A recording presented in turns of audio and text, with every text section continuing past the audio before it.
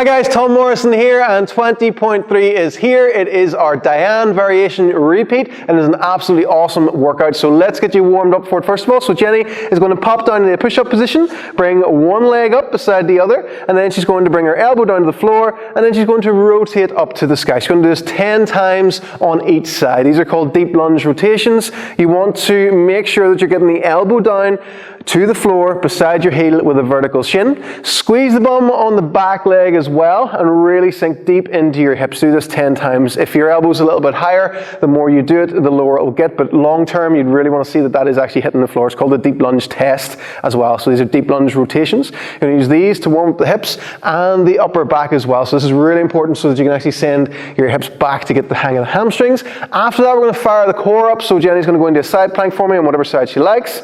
Then she's going to pull herself down like this and make sure she's activating the lat, activating the obliques as well. Hold that for a few seconds and then roll herself over and go into a plank. And then pull the shoulders down, make sure she's squeezing everything nice and tight, and then roll herself over and go to the other side. So it's going to warm you up for the handstands, so it's going to warm you up for the deadlifts as well. And then rolls back over. And then rolls back over. Make sure you're getting tension in each position. If this is too hard for you, you could go from the elbow. So if you're going to be doing the scaled variation, just go from the elbow. And again, same idea, you're imagining you're pulling that down, you're switching everything on the side. Make sure you're breathing in the positions as well, okay? So it's very important that during this workout that you maintain being able to breathe, but also maintain being able to brace as well, okay? So side plank, plank, side plank.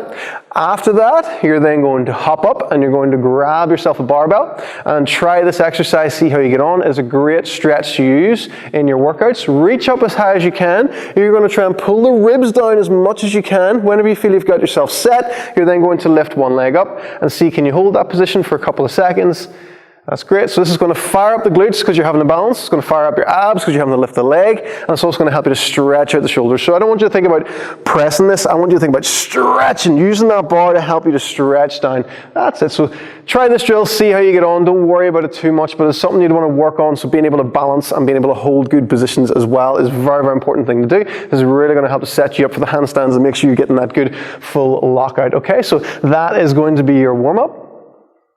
Before you start the workout, make sure to do some light reps of each exercise. So what Jenny's going to do is really focus on making sure she's feeling her hamstrings with each rep, okay? And the bracing that you were using in the part of your warm-up, make sure you're feeling that in your belly, okay? So as you're going through the workout and the clock's going and you're not paying attention, these are things that you need to make sure your body does naturally for you, okay? So make sure that when you send the bum back that you're feeling the hamstrings and you're not just reaching with the shoulders and banging anything into the ground. Okay, so we don't want to be seeing 45 reps of that before you even start to put extra weight on the bar. Not going to be a great thing to do, and it's going to make you feel pretty horrible the next day as well. So make sure you do some nice, slow, light reps and really get your hamstrings fired up before you get stuck in. So that's going to be the deadlifts. Break it up in whatever way suits you. If you know you're not going to recover very well from a big set of deadlifts, then maybe break it up into 6, 5, 5, 5 for the first set. Or if you can cope with the big long set, absolutely awesome. Just make sure you think about the whole workout and you don't just blow your beans on the first set of deadlifts, okay? For your handstand push-ups, make sure when you kick up to the wall that you don't have your arms being too wide, or that's going to hinder you from crossing the line. Also make sure you don't have a big arch in your back, okay? So reach up as high as you can. First of all, pull the toes back towards you. Then when you lower yourself down, keep tension in the belly in the bottom position. Bring the legs in and kick yourself up, okay? Make sure that you're not relaxing at the bottom and then trying to throw yourself up afterwards, okay? So if Jenny comes back down for a second, if she was to not get her bum against the wall before kicking up, she would then kick herself off the wall. So if you just show what that looks like. So we're here, she lowers herself down, brings the legs in, but the bum's off the wall. As soon as she kicks up, there she's falling already. If she kicks from there, she's coming back off the wall. So make sure when you set up, if you got one more in you, if you go up, that whenever you bring yourself down, the bum's against the wall, you bring the legs in and you explode up out of the bottom, okay? So that's what's going to give you your reps, guys, okay? I would assume that if you can get to the handstand walks and you've got through the heavier weights, you probably can already handstand walk, but something to keep in mind would be to not start walking too fast. So if Jenny was to kick up for a handstand walk and not let her bum come up, then she's going to have to come down pretty quickly. So just make sure you take that time when you kick up and let the hips come up first, so that you're actually going to be able to bring yourself forward and able to actually do your handstand walk. And you're probably going to be breathing pretty heavy at this point, so make sure that you take your time when you kick up and you don't try and rush that, because that'll be ultimately what's going to make you fall over. So take your time if you do get to the handstand walks, and yeah, enjoy them.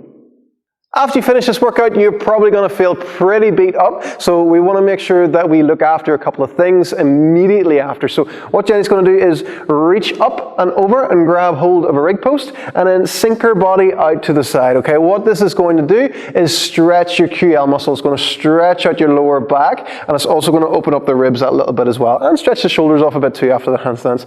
So hold this for 30 seconds to a minute. Take some deep breaths in the position. Rock yourself around, and you'll see where sort of feels a bit tighter. And then if you want to play around with the feet in the bottom position as well, if you cross the leg over, you could probably get that wee bit lower. If you move the hands down a wee bit as well, you'll be able to sink yourself out that little bit further.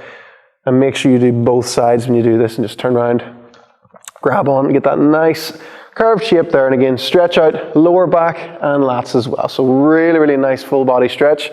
That I would just write this one down and keep it in your repertoire all the time, because it's really, really nice. After that, we want to stretch off the neck. Okay, so you're probably going to be using the traps quite a bit. What we're going to do is just grab onto the post, step away, keeping the arm nice and straight, and then just use your other hand to pull your own head away from your own arm, okay? And again, you can mess around with the height of the hand until you feel like you're getting a better stretch. If you turn the head a little bit more, you can pull down, and you'll feel it yourself. You'll be able to feel these things yourself, what you're looking to stretch out. And again, I'll probably keep this one in your repertoire too. Again, make sure you do that on both sides. Just turn around, grab onto the post, make sure it's pulling the shoulder a little bit for you, and then just pull the head away from that. Really, really nice one for the traps. And then the final one will be for the hamstrings. So Jenny's just going to go into a normal person's straddle. So what normal people would be like, just a little bit wide over the legs, bring the hands down, and then just start to walk yourself side to side. You can get your hands even down to the floor and just bend yourself over in half. And then if you wanted to, you could bend the knees a little bit and really try and straighten them out to get a wee bit more of a stretch. If you feel okay where you are, then yeah, you could widen the feet that little bit.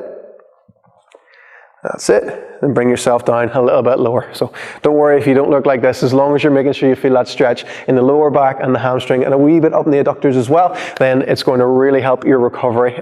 This isn't a workout I would really recommend to redo that much. And if you were going to, leave it right the very last second before you do, because the further you get into the workout, the more banged up it's going to make you feel. Okay, guys? So have fun. Make sure that if you're not confident with the deadlift weight, or you're not confident with the movements that you scale, don't be wrecking yourself for the sake of a workout, and yeah, have some fun.